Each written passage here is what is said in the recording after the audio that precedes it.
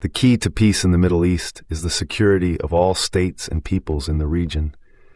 The arrival of a new presidency in the United States brings the opportunity for a comprehensive peace deal. The security of all states and peoples would mean the disarming of the militant non-state forces. It would mean the normalization of diplomatic relations among all nations in the region. It would mean that the people of Palestine have their own sovereign state alongside Israel. It would mean the protection of the territorial integrity and stability of neighboring countries, Lebanon and Syria. It would mean the commitment of all countries to prevent the proliferation of nuclear weapons in the region. And it would mean that all economic sanctions would be lifted as part of the normalization of diplomatic relations and as a great stimulus to economic development. Such a comprehensive deal would be in the national security interest of every nation. It would enable all parties to achieve their legitimate aims. Importantly, it would also be in line with international law, therefore supported by the United Nations and all its member states.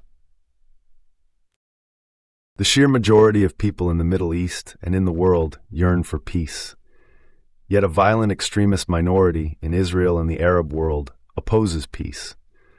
Mercenary armies fight for the spoils of war, and some arms makers stoke the conflicts. Some opponents of peace dream of restoring ancient empires in flagrant violation of today's realities. Many millions of people are simply terrified, believing that the other side is an implacable foe out to kill them. False narratives of hatred feed these fears.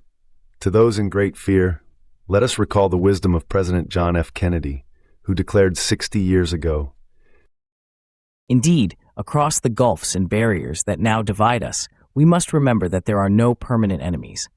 Hostility today is a fact, but it is not a ruling law.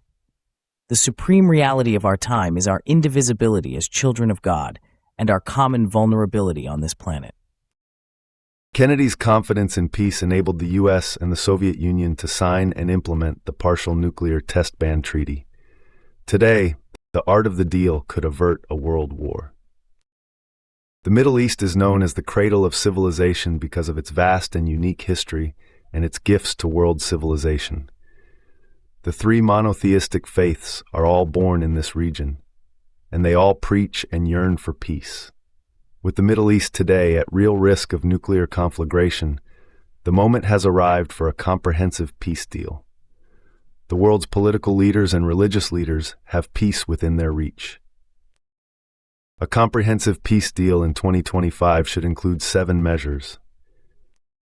First, an immediate UN-mandated ceasefire across all fronts of the conflict, including Israel, Palestine, Lebanon, Syria, Yemen, Iraq, and Iran, and the immediate release of hostages and prisoners of war across all entities.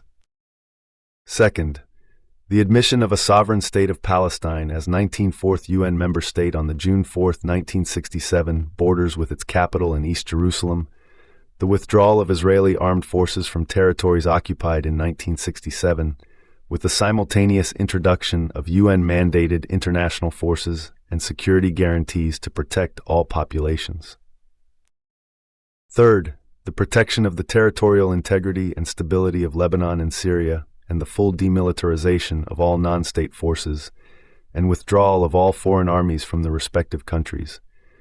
Fourth, the adoption of an updated Joint Comprehensive Plan of Action, JCPOA, with Iran, and the end of all economic and other sanctions on Iran. Fifth, the termination, including defunding and disarmament of belligerent non-state entities, of all claims or states of belligerency, and respect for and acknowledgement of the sovereignty, territorial integrity, and political independence of every state in the area, without excluding the possibility of subsequent territorial adjustments, security arrangements, and cooperative forms of governance agreed by the sovereign parties. Sixth, the establishment of regional peace and normalization of diplomatic relations by all Arab and Islamic states with Israel. And seventh, the establishment of an Eastern Mediterranean and Middle East Sustainable Development Fund to support the reconstruction, economic recovery, and sustainable development of the region.